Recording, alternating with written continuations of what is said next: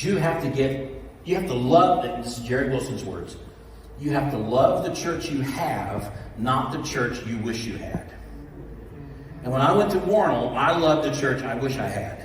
I had 18 elderly people. They weren't particularly happy, and they weren't particularly joyful, and they were pretty desperate. They let me come in, but they weren't real thrilled about it. And all I could think of is if I just had some other people here. If I just had young people, if I just had some better people. I had to learn to love the church I had before Jesus is going to bring anybody else to my church. The Lord builds His church. I don't build it. And He brings people to it. And if I don't love the ones He's given me, He's not going to give me any more. So I got to love the church I have, not the church I wish I had. And the first thing I've got to do is not come in and change the name, and change the platform, and take the flags down, and clean out the baptistry, and make all these changes, and change the music. No! The first thing I got to do is I got to get the remaining members' hearts to warm to the gospel. That's my first job. To get my remaining members' hearts to warm. That's my beard. I don't ever use these things because of the beard. I'm too manly for these things. I gotta get my remaining members' hearts to warm to the gospel. All right? And I gotta find out if some of them are regenerate or not. Because some of them are not. Some of them are wolves in sheep's clothing. And that's a hard job. But that, my friends, is the job of a shepherd. So how do I get the folks, why do I need to get their hearts to warm to the gospel? Well, first of all, they're not joyful. The reason they're not happy is here's the reason they're not happy. They have made an idol out of the church as they experience it. Look, when you get to be my age, you don't like change anymore. I don't want any more change. I don't want to come up with another password. I don't want to get another rental car and know whether I got to push a button or turn a key, or they move the transmission knobs or buttons or it's different in every single car. I don't want any more changes. I don't want any more changes. I don't understand a smart TV. I don't want any more changes on how am I supposed to watch my K-State basketball games or even my Royals baseball games. I can't watch them on a regular channel. I got to watch them on some kind of an app on my smart TV. That costs money. I don't understand how we pay for that. I don't understand any of that. I'm tired of change. I don't understand my culture anymore. I don't understand my world anymore. I never thought I'd be this old. I never thought I'd have a pill caddy that I carried with me on my trips. I never thought I'd check out and see where the closest CVS was when I was in a motel. I never thought that would happen to me. And I don't like it. When you get to be our age, you have two things on your refrigerator. You have pictures of your grandkids you don't see often enough, and doctor's appointments. And you got to figure out Medicare A, B, C, all this stuff. I'm tired of it. I don't want to think about it anymore. But there's one place. Bless God, there's one place I can drive to every week, and I can park in that same parking spot, I can walk in that same door, I can go down that same hallway, I can see that same picture of Jesus at Gethsemane with his hands crossed, I can go into the same Sunday school classroom, I can sit there, I can walk down the hallway, go to the same worship center, sit in the same pew, and know that this is one place where nothing's going to change. In fact, it even smells the same. It's kind of a mixture of old Baptist literature, old potluck meals, and old people. And it's sort of a mixture smell. It's not really bad. If you could have Yankee Candle, it would be church smell, and you would know what it was. And we like it. It's familiar. New people walk in and go, what is this musty smell? Oh, this is church. We like this. It's the one place where I know nothing's going to be moved. It's going to be, I don't know what this thing is. What are they doing this to me? I don't understand. I don't like these lights. They're too bright. And why there are no windows in here? It's like I'm in a basement. And why does the music have to be so loud all the time? And we don't have pews anymore. It's not church. That's not what I grew up with. Everything's changed. So you go to the place and you go, this is what I know. And then even more than that, I don't have a job anymore. I'm retired now. I used to run an office. I used to run a factory. I used to run a body shop, and people listened to me and they paid attention to me and they wanted my opinion. Now my children talk about me in front of me like I'm not even there. Granddad can't hear as well as he used to. Well, I just heard that.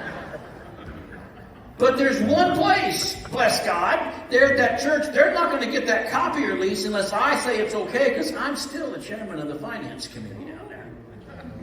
So that church provides for my needs of familiarity and security, and it provides for my needs of importance. And Satan has done a dangerous transaction in the heart of these people. They have made an idol out of the church as they know it, and they don't even know that's happened. They think they love Jesus, but they're really not primarily loving him. They're loving that experience that seems familiar and they're in control. And here's how you know something's a false idol. If you're afraid of losing it. You'll never lose Jesus. But you can't take these pews out of here. You can't move my Sunday school class. We can't quit having Sunday school. We can't change the sanctuary. We can't change the lights. We can't do all those. Why? Well, because where's your joy? Is it in Jesus? Is it in the gospel? Or is it in these other things? So as a pastor, when you first get there, you've got to get their hearts to warm back to the gospel so their hearts will be open to whatever Jesus wants to do with their church. And you do that by getting to fall in love with Jesus again. And you say, well, they already love Jesus. I would push back on that. They love the church as they know it. But maybe not Jesus as they should. And part of that is because they don't fully understand the gospel. I mean that. When I first went to Warren, we talked about, we're going to preach about the gospel. These older people looked at me and thought, I don't need that. I'm already saved. I'm sorry. The gospel is not just the doorway to salvation. It's the room you enter. It's everything. Here's what I mean when I say teach them the gospel. They have to learn that in terms of their eternal security, as I said last time we were together yesterday, in terms of their eternal life, forgiveness of sin, their escape from hell, everything they did for this church in the last 40 years doesn't buy them 1 minute out of hell. Only what Jesus has done for them in the last 40 seconds. So here's what you do. This is how you get their hearts to warm back to the gospel. First of all, you sing gospel-drenched songs. They can be hymns. Don't make them sing songs they don't know and don't understand. Go back to songs they know, but make sure the lyrics are gospel-drenched lyrics. Preach Jesus in every message. When you're doing a revitalization, you've got to preach Jesus in it. Spurgeon said, if you don't get to the cross in every message, jump a hedge and get there anyway. Find some way to get to the cross in every message. I'm going to share something very simple with you, and you probably say, I know that, but whatever. You're going to hear it again, all right? My first sermon I ever preached when I was 16 was David and Goliath. I picked a really tough, obscure text.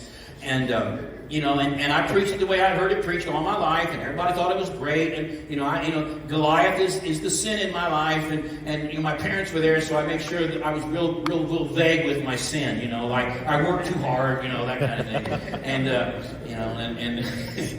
whatever. But I've listed some sins that I struggle with. But thanks be to God. Just like I don't stand a chance, I don't need the world's armor. I just have God in me, and God gives me the strength to defeat those sins in my life. No! You're not the hero of the Bible. The Bible is not primarily about you.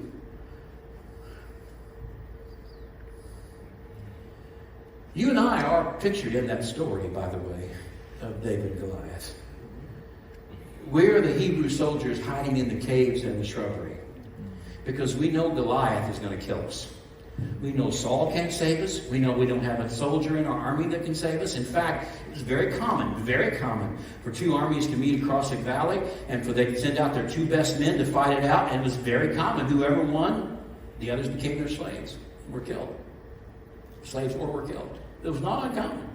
And that's exactly what Goliath said to do. You want to bring out one. We'll just settle it right here. And we, as Hebrew soldiers, we know we're either going to spend the rest of our life in slavery and never see our family again. We're probably going to be killed. And that big sword that Goliath's waving up there, it's going to cut my head off. And Saul can't help me, and nobody else can help me. That's who we are. We're terrified. Because if we're facing an enemy we cannot defeat. And up steps this little shepherd boy with no armor. And he uses that slingshot, and Goliath falls. And I realize a lot of times in children's areas, we might have a picture of David with that slingshot, that on the wall, painted where he's getting ready to let that rock go, and big old Goliath up there. That's cool. What we don't have is a picture of what happened next, right? Because what happened next is really what matters. Once he fell down, what did little David do? He went and took the sword that was meant for me and you, and he cut off Goliath's head with it. And then when he held up Goliath's head, you know what? Please subscribe and hit the notification bell for more truth and to spread the light of Jesus Christ.